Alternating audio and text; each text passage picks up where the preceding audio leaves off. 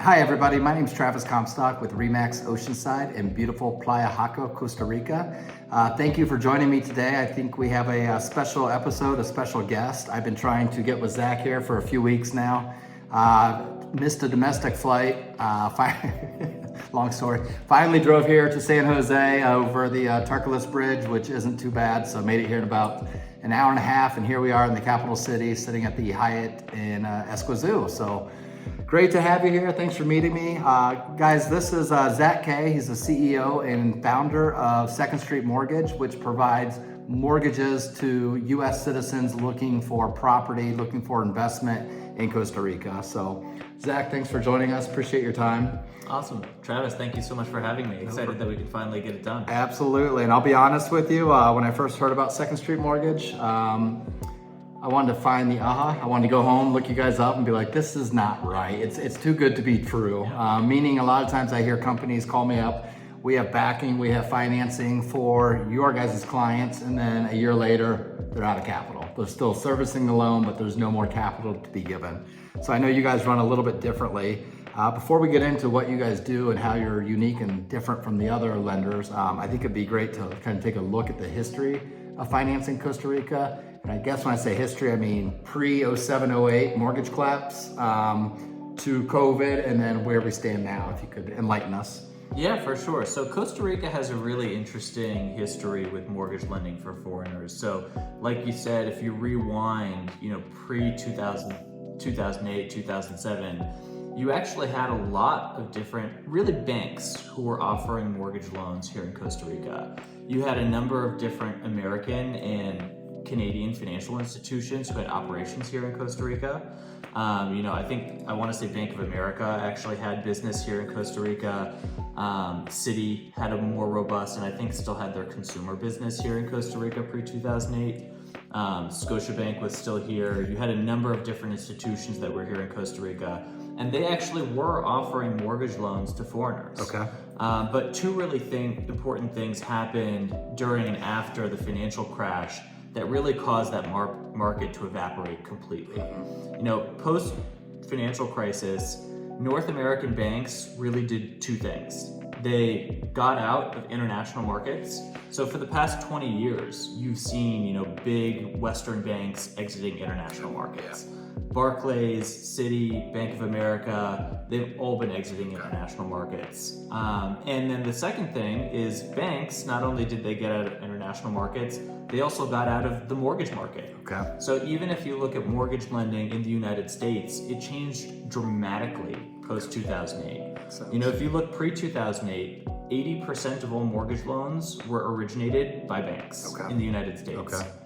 Today, it's 20%. Okay, wow. So the ratio of bank to non-bank loan originations has actually flipped in the United States. And so not only did they get out of international, they got out of mortgage.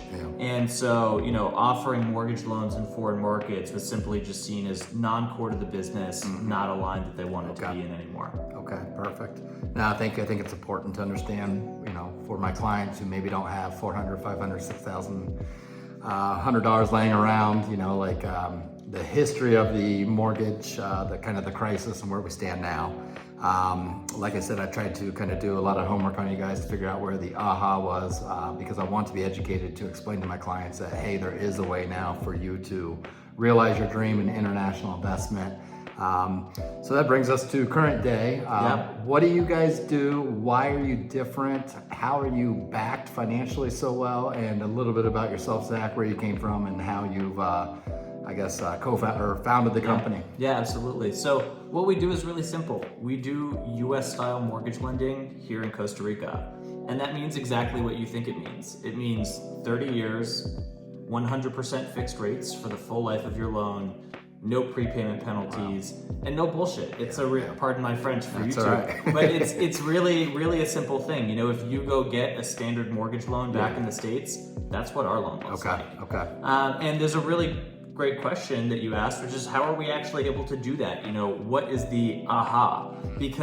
And the reason you're asking that question is because no one's been able to do this before.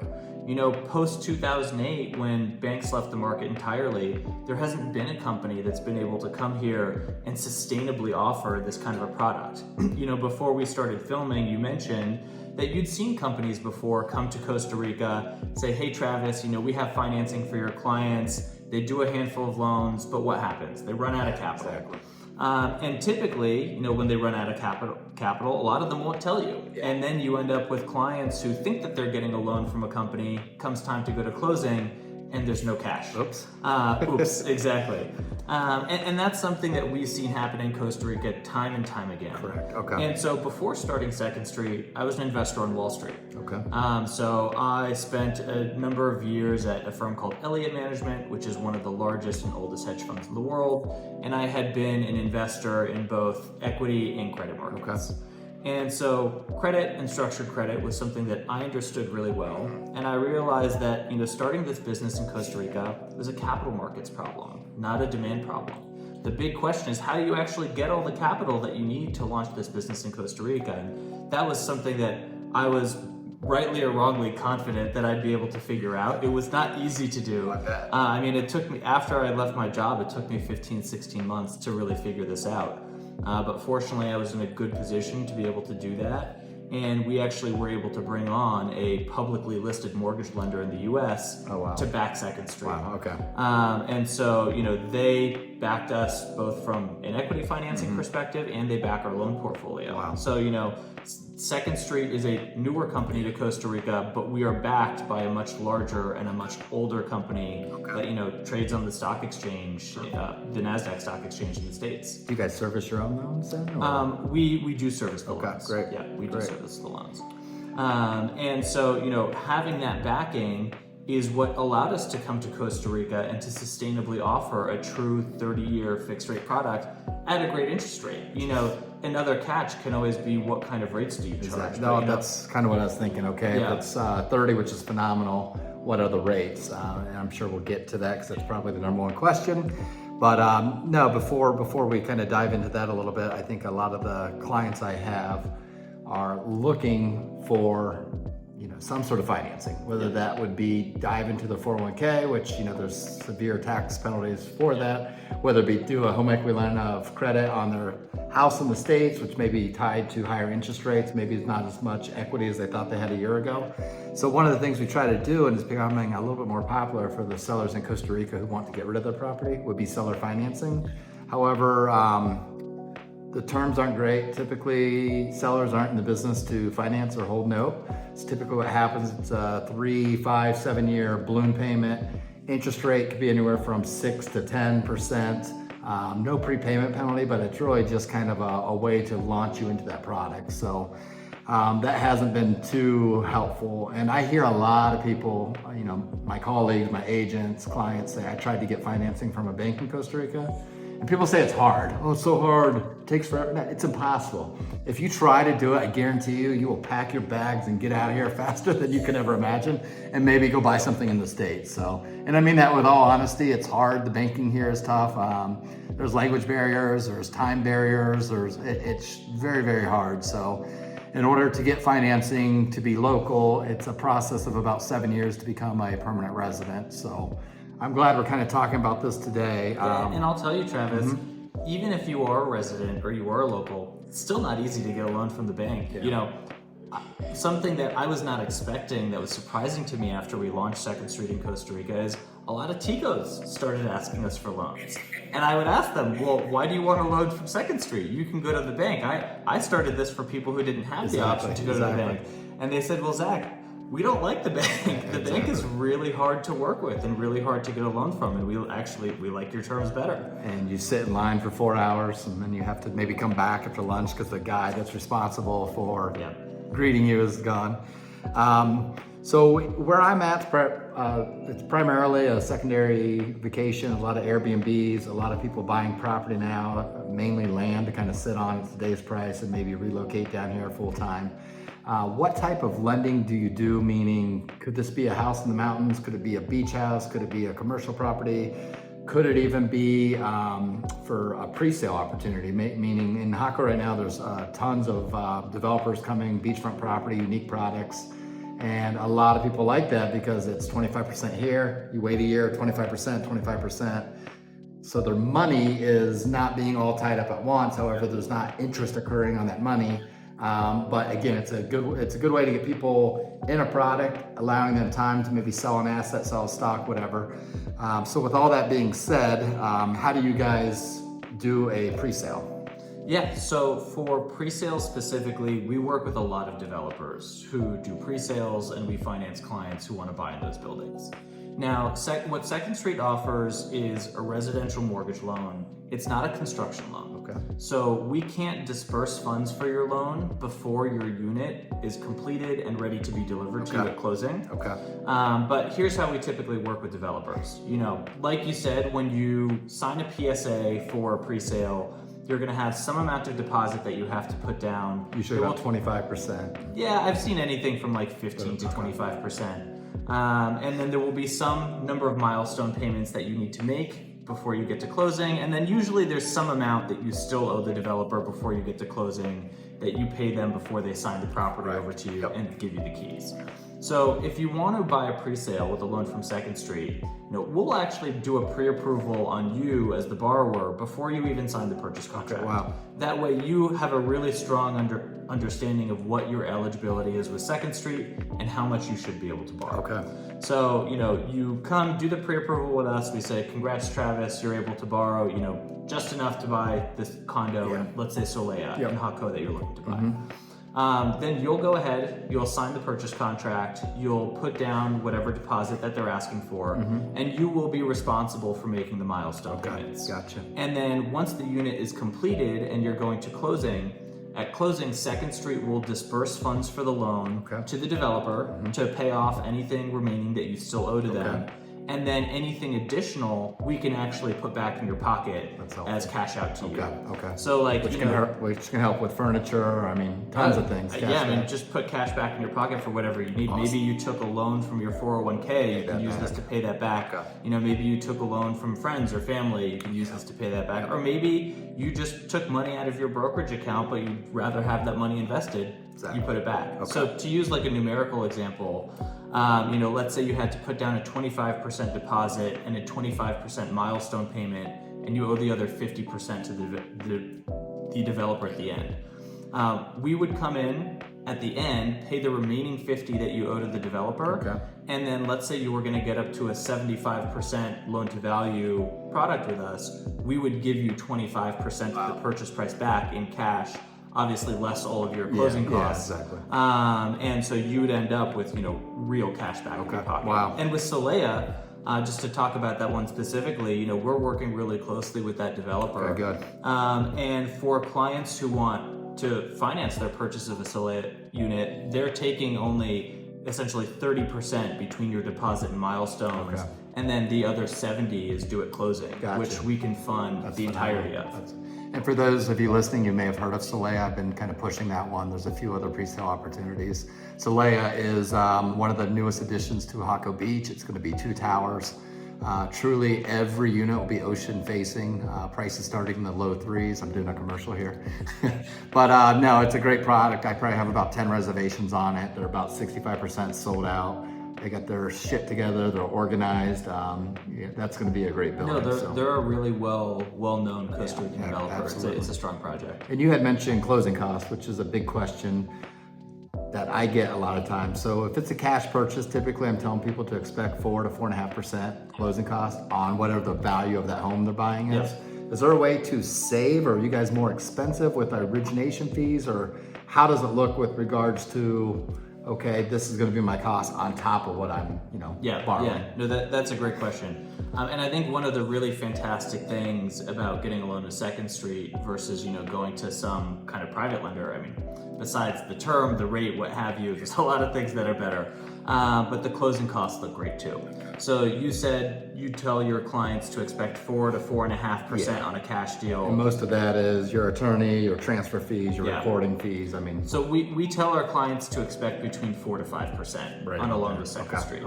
And so one of the ways in which you save some money that helps keep those costs really contained is at closing, you're able to defer your transfer taxes and stamps. So you essentially would not have to pay until you Until sell it, unless you can. if you sell it, the new buyers are going to pay because it's owned in a trust, right? Yeah, exactly. So in a lot of states in the United States, when you go get a mortgage, your lender's not actually putting a lien on the property. They're actually putting the title of your home into trust. Okay. And this is actually something that does come from the Spanish world. The states in the U.S. that do this are usually the ones that had Spanish heritage or were part of Mexico. So like Texas, California is where you'll commonly see this. And Costa Rica uses something incredibly similar. I mean, it's functionally identical. So you have an independent trustee here in Costa Rica who will hold the title to your loan. Essentially, you could think of it as being in escrow until you pay off your loan. And then the title to the property can go back to you. Easy enough. Most people don't pay off the loan and they prefer to keep their mortgage outstanding. And when you sell the property, the title will come out of trust and go to whoever the new buyer is. So say my sister's listening and she's saved up some money. She's a teacher and she's putting money away and she wants to buy a condo, right? Yep. With you financing her, who owns a passport, American, citizen, does a TICO, which is local, it's not derogatory, it's a TICO, it's a local term for Costa Ricans. Would she have to find someone like an attorney in Costa Rica to kind of hold that note for her, or is everything in her name with the property? No, everything's going to be done in her name. Okay. Yeah. So she will personally be the signer for the mortgage loan. The title to the property is going to go into trust. She will personally be the beneficiary of that trust. You can also name an alternate beneficiary. Let's say you're doing some estate planning, for example. You could name your children or a loved one or a spouse as an alternate beneficiary. But yeah, you're doing everything in your name. Perfect. What's the timeline like? Meaning somebody finds a property, they're interested, they call me, they don't know exactly what they can afford. I set up a call with Raj, who's your guys' senior lending advisor. Officer, One of the things I've done with him that works great is I found a few clients to do a phone call with them, like a 20-minute Q&A. Okay, great. Even if I send them stuff on you, it's just good to be on the same page because now I know their buying power. A lot of people come to Costa Rica, they kind of want to tour the area, they don't know exactly what they want. They want to have fun while they're here. So if we're out looking for $1 million properties and you're telling them you can only afford $350, I'm wasting my time, I'm wasting my seller's time. There's a lot more we could be doing. So I find that extremely helpful for sellers because you could say I have a qualified buyer. 100%. Here's a letter. And maybe in like a bidding war, which not really happening right now, but it can be a leg up for someone to accept that offer based on the terms that this is a qualified buyer with back lending. Yep. How much time for an application to approval if your customer, my client, has good credit score? And on that note, what qualifies someone or disqualifies someone? Yeah, so in terms of time to get a pre-approval with Second Street, it's fast. I mean, really, we can get it done about as fast as you can give us the documents that we're requesting. So Second Street only does a fully verified pre-approval. And what that means is, we'll take an application from you, but then we're also going to request your supporting documents right away. We're not going to give you a pre-approval just based on something that you told us. We need to see the supporting documentation up front because that's the only way for you to really have certainty. You guys don't do stated income loans? We don't do stated income loans. Darn.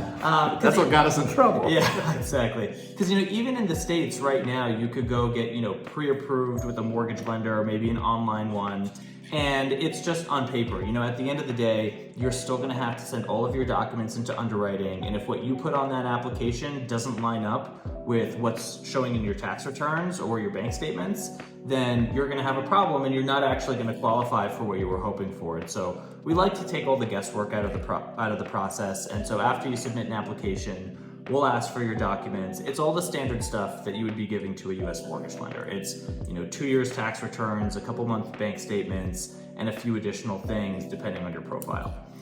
The application itself is all online. Our loan officer can send you a link to start the application. Takes maybe 15 to 20 minutes to fill out. Easy. And then you'll be able to upload the documents that we're asking for directly in our portal. Okay. And so from the time that you give us the documents, typically within 1 business day, we'll have a response back to you. We've had pre-approvals done for clients within 6 hours. So generally it's pretty fast. Sometimes maybe there's a few follow-up questions that we have to ask you, but we're always going to be turning it back around to your client very quickly. So I have a client who thinks they want to buy in Costa Rica. They flew in last week. They got drunk on the way to Jaco, Chilaguaro, national shot now. But they decided they love it here. It's not right for them, but they already went ahead and submitted the application fee. What's the cost that they incur for not moving forward? Oh, there's no cost. Okay. No client will pay anything to Second Street until you go to closing on a loan. Okay. So if for whatever reason you submit an application, you even got a pre-approval, you decide, even if we're 2 weeks before closing, you decide not to do this transaction, you're not paying anything to Second Street. That's important. Yeah. Okay. I'm probably gonna have 4 or 5 people, including Jason and Tommy, give me a call and be like, dude, why didn't you have this, this interview a while ago? I could have used, financing for this.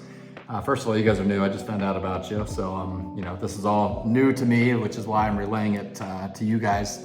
But with that being said, could somebody now take their condo that they bought last year and say, okay, I own it free and clear. It's worth $500,000. Now can I do a 70-30 loan or 60-40 where you're essentially putting cash back in their pocket? Now they have a mortgage payment though. Yeah, absolutely you can do that. So we do cash out refinancings at Second Street. We don't do HELOCs, so it's not like a line of credit, where you have a credit card type thing and you can draw money periodically. It's a, single closing type loan, very standard cash out refinance like you would see in the States. And so let's say you had bought a place in Jaco for $1 million. You want to take 500, 600,000 cash out. No problem. Come apply with Second Street. We'll do an appraisal on the property to judge what the value is. We'd love to take your word for it, but we do have to do the appraisal and then we can lend based on that number. Okay, makes sense. With that being said, there's no MLS in Costa Rica, which makes it kind of the wild, wild west. I can tell you that property is worth $200,000 and it could be worth nothing, no water, no electricity. How are you guys benchmarking, or what are you guys doing to drive comparables or find comparables to know what you're lending on, and most importantly, know that you guys are lending on a good deal? Yeah, so there's 2 ways that we'll look at appraisals. The primary one is we're always trying to do market-based comps like you would see in the States. You are right, it is hard to do because Costa Rica doesn't have a really well-established MLS. I will say that the early burgeoning MLS that they do have, Omni, is already starting to help, and we are already starting to find some decent comps in there. So if you're not using it, I really encourage you to. I like the Wild Wild West. And places like Jaco do tend to have a little bit more information in the database. I mean, it's easy to see kind of what things are for sale, how long they're on the market. That would be an easier one than I would imagine a house on an agricultural lot way up in the mountains with, kind of off the grid, if you will. Yeah, and so, we'll look at the existing MLS. We'll also ask realtors, we'll talk to you, we'll talk to colleagues of yours to understand, what is actually sold recently in this area that we can use as comps. So we will also tap private information for comps as well. And then let's say we're up in the mountains and we're in an area where, there just really aren't any comps. Even if you had the data, there's nothing comparable up there. That's really when we're going to rely on a more, for what is for Costa Rica, a classic appraisal method, which is just replacement cost. Okay, Okay, awesome. What's a common misconception amongst my clients, your customers, your clients? One of the things I've heard, and we haven't dove into this quite yet, is interest rates. And I can tell you some of the other lenders I talk to could be as high as 9%, 10%. People freak out over that, not so much anymore because people are getting used to the higher interest rates in the States. However, my point is, for an international investment, 10% is not bad compared to what I've seen in the past. So is your interest rate locked, amortized over 30 years? And is there a floor or a ceiling that, great, I have an 8%, for a year, now all of a sudden it's 14.5, and I have a payment penalty, a repayment penalty for getting out early? Yeah, so I'm really proud to say that Second Street is the only lender in Costa Rica that offers a true 30-year fixed rate mortgage, like what you would find in the States. It's really a special product that you only find in the United States. Even in Canada, the United Kingdom, you do not find a 30-year fixed mortgage. Okay. It's really a uniquely American product. And it's something that we have been able to bring to Costa Rica because we have institutional capital to support it. Wow. And we're able to offer that, gold standard product really at the best pricing that you could find in any mortgage loan in Costa Rica. So right now, today, it's, I forget what day it is, but it's November 4th, 2025. Our lowest interest rate on a 30-year fixed rate mortgage is 8.25%. Oh, wow. That's not much higher than... No, it's only about 2% higher than what you would pay on a 30-year fixed in the States. And you're locked in, you're fixed here as well? You're locked in for the full 30 years. If interest rates go to 15%, you're protected. You have locked in that, 8-something rate for the life of your loan. But what happens if interest rates go down? You can always come back and refinance with Second Street. Buy down a point or... Well, you can just come refinance. Okay. So, you can get a brand new loan. So let's say you get a loan from Second Street at 8.5 today, and 2 years in the future, interest rates are now at 6. And you took out a 30-year fixed rate loan. You're not stuck with that 8.5% loan. You come back to Second Street, we'll do a rate term refinance for you and get you into a new loan at 6%. And there's no prepayment penalty to pay off the old loan. You can pay off the old one at any time for no cost. Awesome. I guess another question would be, somebody takes a loan out through you guys, runs into some money, figures, you know what, I don't need this payment. They go ahead and pay their entire note off to you guys.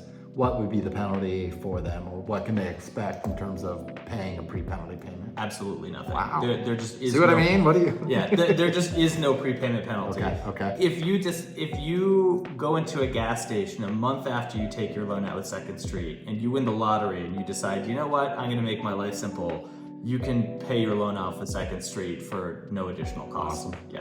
I like the fact that, normally cash is king here. You hear that all the time. Cash is king here because without it, you're not buying much until kind of the introduction of Second Street Mortgage. But what would be, like, in terms of somebody securing a mortgage, now you don't have to put yourself into a property that you don't necessarily like. Meaning most people here, they're buying for return on investment, but they're buying a lifestyle. They're buying a place that they can make memories. They're here for 2 weeks out of the year, maybe 6 months out of the year.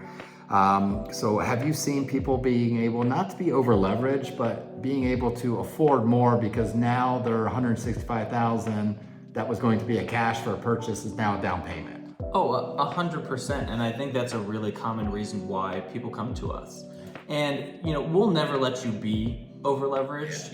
We have fairly strict limits around how much we'll lend to you. You need to be able to repay your loan based on your income. Okay, yeah. And we actually follow even slightly more conservative standard than you would typically see in the U.S. in terms of what we underwrite. It's generally pretty aligned with what you would see in the States, but maybe even slightly more conservative. Is it safe to say if someone can get a mortgage in the States, they can get one here? Pretty safe to say. Okay. Pretty safe to say. And I know the answer, but just U.S. citizens only? What about my friends in Canada watching hockey and eating, drinking syrup? Maple syrup? Today, as of November 4th, still just U.S. citizens and U.S. permanent residents. Gotcha. But I'll just give you a sneak peek that is in the process of changing potentially Canada? quite soon. Oh, wow. You hear that, Canadians? And to the Canadians out there, I'm actually kind of Canadian. My mom is Canadian. See? So I've got some empathy for you guys. Awesome. Yeah. Well, I've kept you long enough. Obviously, I have a lot of information on, how to get a hold of you guys. You guys are super responsive. Any questions I have, you guys answer it in about 3 seconds. So I have a lot of information I can send people. More importantly, I think it'd be best if you guys are interested in financing, which you should be, at least to give a listen. Get a hold of me. I can do a 3-way call with Raj. That's the senior loan advisor.